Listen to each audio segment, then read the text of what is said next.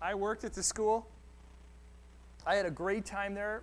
I was there for, well, 2 stints. 1986 for a short stint, and then I came back in 1990 for 9 years.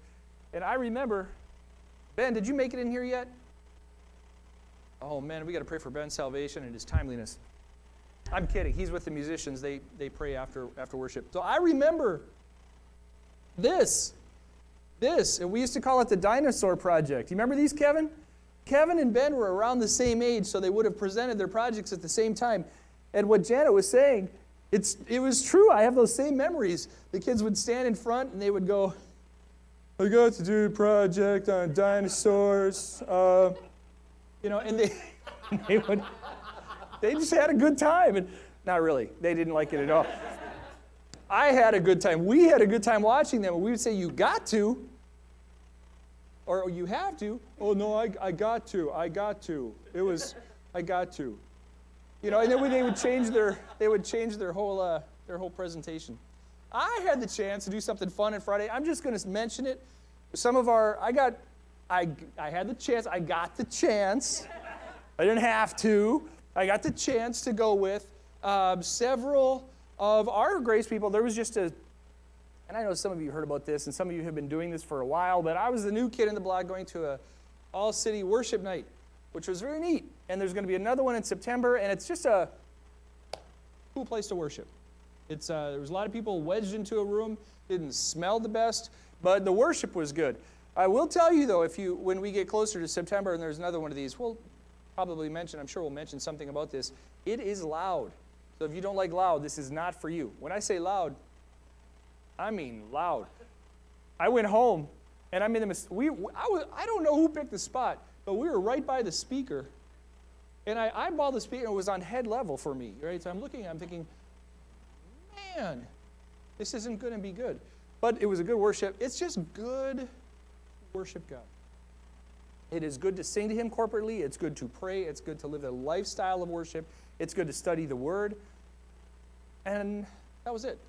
And I understand, I've got 2 quick announcements before I really get rolling here. The first is, don't forget we have a Rivet class this Wednesday night. It's our second of the 2 Rivet classes. And I would encourage you, I have to move this. I don't want to wipe out. That would be awkward. If you are looking to learn more about the church and see kind of what this church is about, come check it out.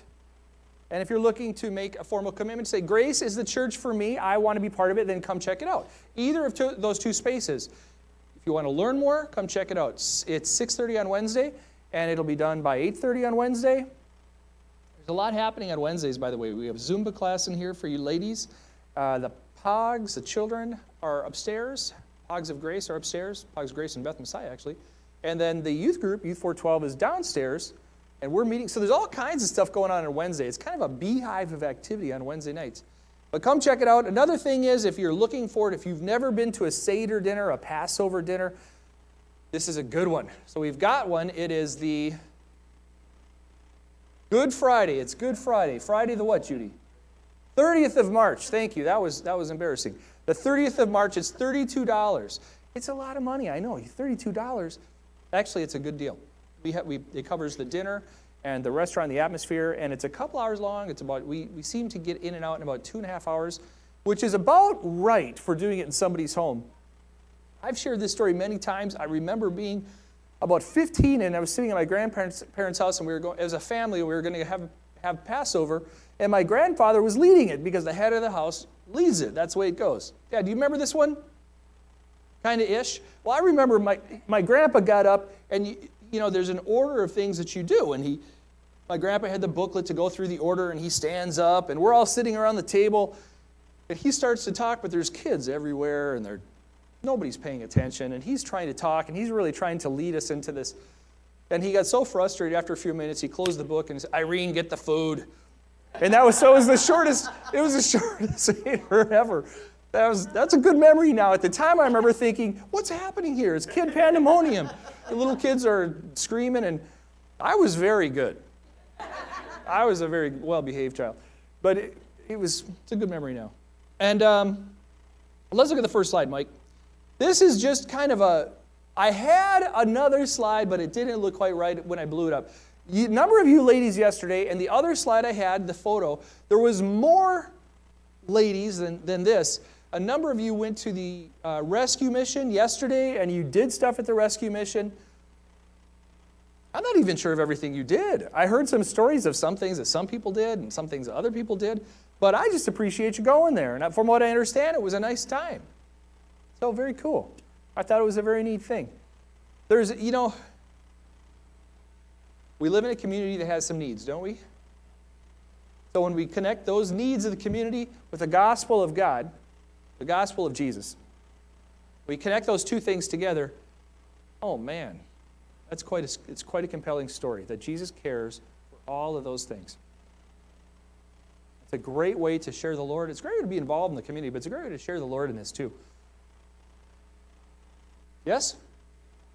All right, I'm going to get rolling in the Word. I want to recap last week, if you were not here last week. By the way, this is absolutely a tangent. Janet, you said you like this time of year. It's a harbinger of spring. When I get that alarm this morning, I set my alarm for 6, and on my phone, and 6, so I turned it off, and then I looked over at my clock, and it said 5. And in my head, I'm thinking, it is 5 in the morning. It's dark, and darkness is coming through the window. Nobody wakes up at 5 in the morning and likes it. So, is anybody else stricken with the tiredness? Okay, so it's a few of us. Man, that is brutal. Okay, so last week, back to the story. Last week, I shared kind of a testimony message, message. And it was really some experiences that I had. It was based in the Word, but essentially in different parts of the country at the time, how it aligned with what God was laying on my heart, and it's not an accident. And what am I hearing? It started for me a couple years ago, somewhere around there, about agape and how that is our brand statement. We are to be known by our agape, our love, what we do one for another. We be known by that. We are not to be known by being judgmental as believers. This is believer statement here. McDonald's, they're known for their golden arches. Packers are known for their winning organization. So people are known for different things. As believers, we are to be known by our love for one another. So I think this is good. And I go, and I am really onto something, and I share that my youngest daughter and I are writing a book on love, and then I talked to some guy in the East Coast. He's telling me about what God laid in his heart about being, love, and he's written a book, and I'm thinking, well, doggone it, okay, good for you. Then I go to the West Coast, and I hear the same thing, and I get in the middle of the country, I'm at a conference, I hear the same thing. The Holy Spirit is trying to shake up this awareness, this understanding that love matters, that agape matters. And I don't mean a hugging love, and I don't mean a love of all tolerance, the 1 Corinthians 13 definition of love. There's a refreshing and experience of this going on. I think it used to exist years ago. We kind of got away from it. But it's back, and it's coming, and we're on the front side of it. We're starting to see more recognition of this. That's a good message. No, I'm just kidding. Yeah, I'm just having fun. Okay, so now with that as kind of the backdrop, we'll take a peek at a verse. Go ahead, Mike. 1 Peter 4, 8 through 11. Above all things, have fervent love, have fervent agape in 1 Corinthians 13. Caring for people, just doing things for people, for believers. So having a fervent love one for another, for love will cover a multitude of sins. Be hospitable to one another without grumbling. I always get a kick at this segment of the verse. For years, when I think of be hospitable to one another without grumbling, can't you just picture it in somebody's home? Well, we got to have the Smiths over. You know what that means. No, they're gonna, whatever. They'll never have us over to their place. They don't like the food we make. She's a double dipper. Without grumbling. Have the Smiths over without grumbling. As each one has received a gift, minister it to one another as good stewards of the manifold grace of God. If anyone speaks, let him speak as the oracles of God. If anyone ministers, let him do it as with the ability which God supplies, that in all things God may be glorified through Jesus Christ, to whom belong the glory and the dominion forever and ever. Amen. The key here is kind of what launched us into this is love, agape. Agape is the real driver for us doing what we do. We don't expect things back. When we agape somebody, we just give. Now, Kevin, I'm going to give you something, but then you have to do something for me. This mentality of just giving without expecting back is very different than the world. It's very different than typical society. You know, a while ago I helped somebody move. And he told me, he said, next time you move, let me know because I owe you one. Agape says, you don't owe me anything. Agape says, I'm just going to help you move. And if you don't help me move, I see. No, agape, we just do it. We just do it. There's not that sense of what I'm going to get back. Have you ever had anybody just give you something and they didn't say they wanted something back, you just felt they wanted something back? You know what I'm talking about? Ministry can be like that too. You can pour into somebody's life and then, you know, now what are you going to do for me? You going to pray for me later? You're going to pray? That agape says, you just give it. You just give it. You don't ask back. So, I want to look at another passage. Again, kind of with agape as our springboard, I guess. But I want to look at another passage. Very well-read passage. It's a parable. It's very well-read. Many of you have heard it many, many, many times for many, many, many years. But we're going to break it down and we're going to see the agape aspect of it, and we're going to tie it to something else too. All right, go ahead, Mike. Matthew 25, for the kingdom of heaven is like a man traveling to a far country who called his own servants and delivered the goods to them. And to one he gave 5 talents, to another 2, to another 1, and to each one according to his own ability, and immediately he went on a journey. Let's keep going. He also, and by the way, we skipped some segments here. Master goes on a journey, comes back, sees a guy with 5 talents, did good with 5 talents, he doubled his 5 talents. And he also, who had received 2 talents, he goes to the fellow with 2 talents, came back and said, Lord, you have delivered me 2 talents. Look, I have gained 2 more talents beside them. His Lord said to him, well done, good and faithful servant. You have been faithful over a few things. I will make you ruler over many things. Enter into the joy of your Lord. Keep going. Then he who had received the 1 talent came and said, Lord, I knew you to be a hard man, reaping where you have not sown, gathering where you have not scattered seed. And I was afraid and went and hid your talent in the ground. And look, there you have what is yours. He gives him his 1 talent back. The Lord answered him and said, you wicked and lazy servant, you knew that I reap where I have not sown and gather where I have not scattered seed. So you ought to have deposited my money with the bankers. At my coming, I would have received back my own with interest. All right, Mike, do me a favor. Go to the first of these 3 slides. We're going to go back to it. So I want to review this now from a higher level, real high level. The previous chapter, Jesus is talking about the end of the age. He's talking about all the bad things that are going to happen, and he really kind of goes through this segment on being alive through this time. This parable is chunked in with that. The end of the age. So we have to look at this parable a little bit in the context of that time. How do we live? How do we live in a time where there's a lot going on and it's the end of the age? There's a lot of craziness going on. How do we do what we do? And he comes out and in the middle of other parables, he makes this parable, he states this parable, and he shares it. There's so much here. If agape is a driver, if agape kind of gets us thinking, let's really break this down now. For the kingdom of heaven is like a man traveling to a far country, called his own servants and delivered his goods to them. Okay. This is where it starts to get most interesting for me. And I hear this a lot. And to one he gave 5 talents, to another 2, and to another 1. To each according to his own ability. Everybody has different ability. I hear this a lot. I do. People will say, and this is one of the ways I hear it, people will say, that guy's so good at everything. That gal's so good at everything. She's really great at everything. He's great at everything. They can do so much more than me. Yeah, that's right. They might have abilities that we don't have. They might have talent. They might have skills that we don't have. Take my brother, for example. He's not as good at sports as me.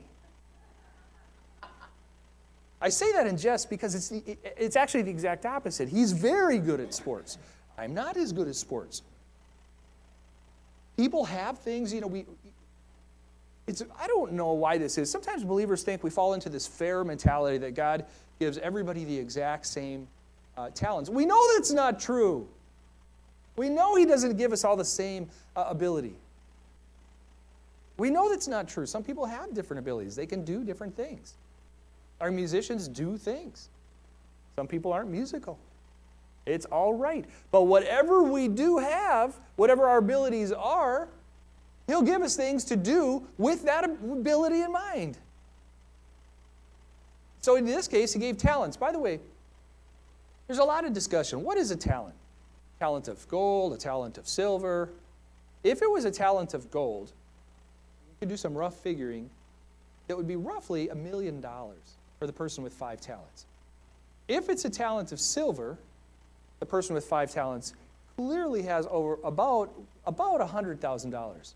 So either way we look at, if we were thinking talents in terms of money, the person with this ability was given, say, 5 talents or all of this money.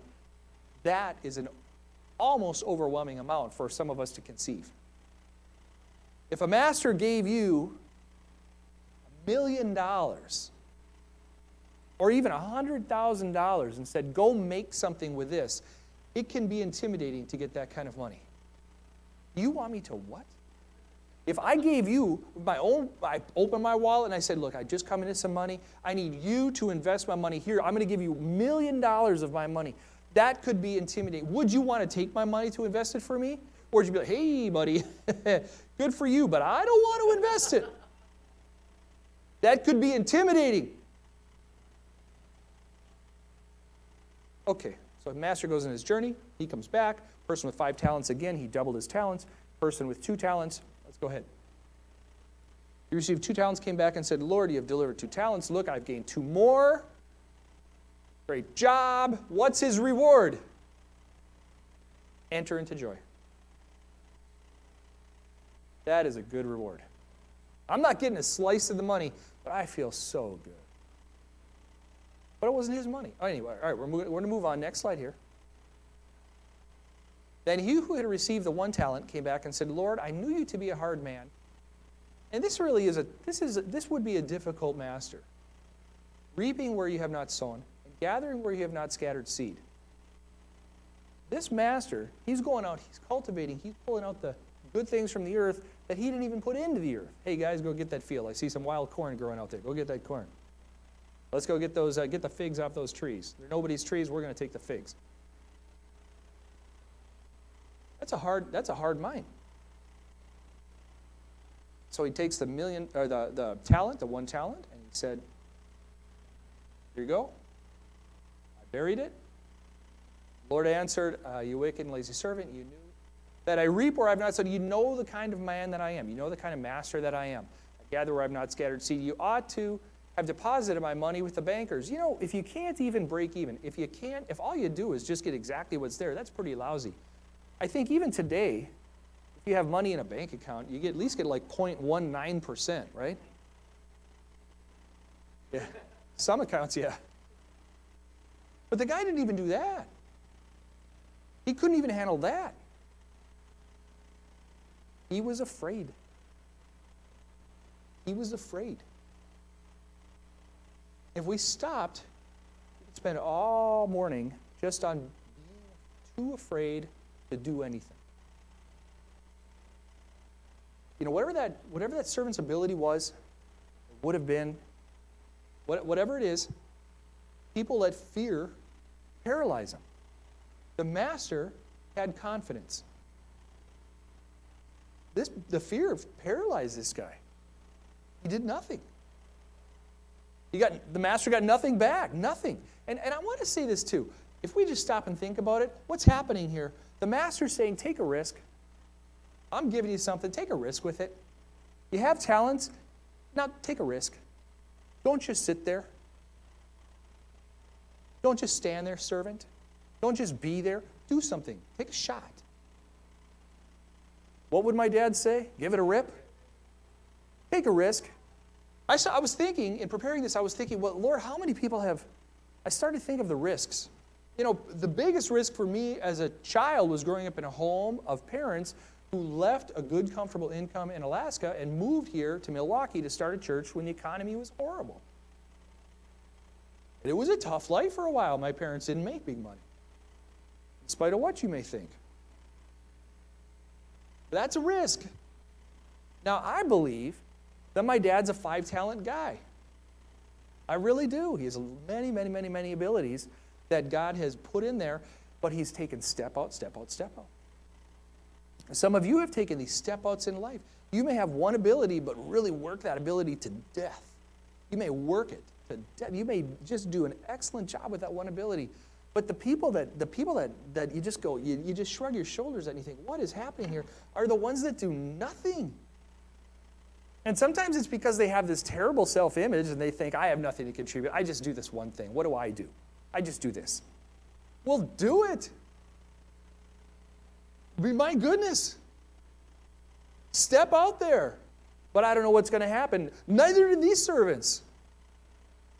What if they would have messed up? At least they would have had something going. You know, I've shared this illustration before. We think of, Peter gets out of the boat and he walks on the water to get to Jesus. And he sinks. And people go, Peter, you sunk, you big dummy. People can be very critical of Peter, but he was the only guy to get out of the boat. All those other people sat in the boat. It's very easy to be judgmental when you're not doing anything. Get out of the boat. Go. He did make some steps in some water, didn't he? He sunk later. He had to go through a realization process, but he did walk on water to get to Jesus. Get out of the boat. People hide sometimes. They just hide behind this fear. They hide behind thinking that God is going to just throttle them if they mess up. They hide. Sometimes they think that their ability isn't good enough. You know these people? Anybody know these people? It's not an age thing. We don't have a sense of how old the servants are. Not because they're too young. Not because they're too old.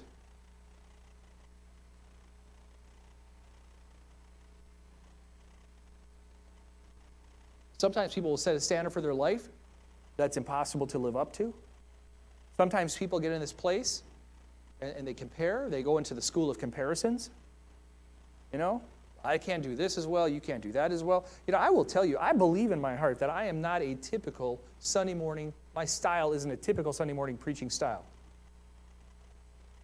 I don't preach the way preachers typically preach. A very different delivery style. Sue said, thank you. Yeah, and I see other people walking out the door. So I'm going to do what I can do, because I will tell you, I'm more afraid of not doing something for God than I am of hiding it. And if my preaching style is not for somebody, all right, it's not for somebody. We move on. And that's just one little example. We all have things that we don't think we're good at, but we can't set this impossible standard for us in our thinking and our gifts and how we live our life that nobody can live up to. True? Sometimes, I tell you, we used to see this in the old days, Janet, years ago, and I don't know if we see this quite as much. People it was women, I would hear this mostly from women, and they would look at the pastor's wives, whoever that pastor's wife would be, and they would say, gee, I've got to live like that. I've got to have my home be like their home. And they're always perfect. Look, see, their kids are extra shiny, they're super polite, and they're always to church on time. And there'd be a long list, and I would hear these ladies usually comparing themselves to the pastor's wife. Come on now. Okay, so we switch this up. We go back to this sense of agape.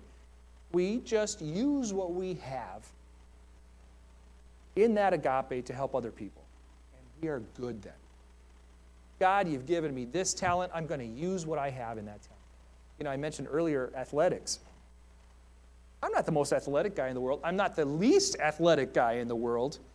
Not the most, I'm not the least. I'm kind of in the middle. I'm kind of the mid-athletic guy. But you know, I was thinking years ago, and I must have been about, 20 or 25, how can I use that middle ability to just honor God?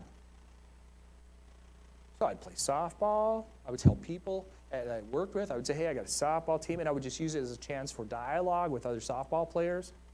I tried playing in a league. I tried multiple leagues, and play softball league one night here and then another night there. The other league, I just went for a league of unbelieving people, and I would just tell people about God, and they used to come to church, Sometimes they would, sometimes they wouldn't. I would just use it for the social aspect to share with people. Now, if you're really good at sports, you've got the same challenge. God's giving you an ability. How are you going to use it? Well, I don't know, Jim. What do we do at this church? I don't know. It's up to you to figure that out. You come to me. You tell me what you've got in your mind. How can we try something new with your athletic ability? How can we try something new with your musical ability? Just what you do. We need everybody involved in ministry here. 1 Corinthians 12 talks a lot about everybody has different abilities, and we need it all in the kingdom. We need it all in this house. Everybody contributes. We grow in it. We grow as we help others, and they help us grow as they develop. It's all through love. Such a simple concept, yet we spend our whole lifetime understanding agape better. We spend our whole lifetime understanding abilities, our own abilities, and how to use them to glorify God better. As long as we use our abilities, as long as we get out of the boat. Could you, I just, honestly, this is something of a tangent here, but could you imagine that day, someday, where Jesus said, I just don't know exactly what you did with your ability and then the talent we gave you to do. What exactly, I'm sorry, Jesus, I don't think you understand. I was a little too afraid. I've seen other people that were better. I just didn't think I could get it done. You can't live up to that standard. You just live up to the standard of doing something.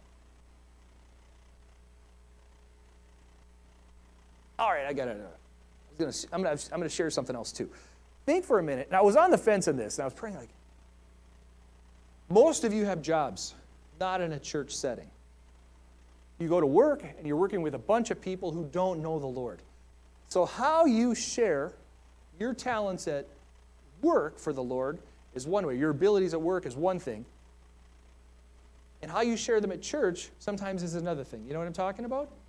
You come to church, it's really easy to talk about God. You go to work, it can be very challenging to talk about God. True?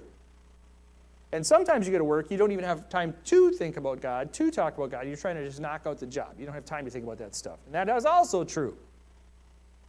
And it's easy to come to church and talk about God. Because who's here? Other people who know that coming to church and God is the subject of a church. Which one is more necessary to share the Lord in? The same. Which one should we use our abilities in? The same. Just different settings. We have to learn how to have dialogues in both places. We have to learn how to use our talents in both places. And again, it's a lifetime journey. We retire. Then I tell you, I hear from retirees, people who have gone that way, and they say, well, I'm retired. I'm not exactly sure how to do it. All right, we're back to square one. Find some place to use your talents. We can eat them right here on Sundays, but what about the rest of the week? Our talents aren't just for Sundays, This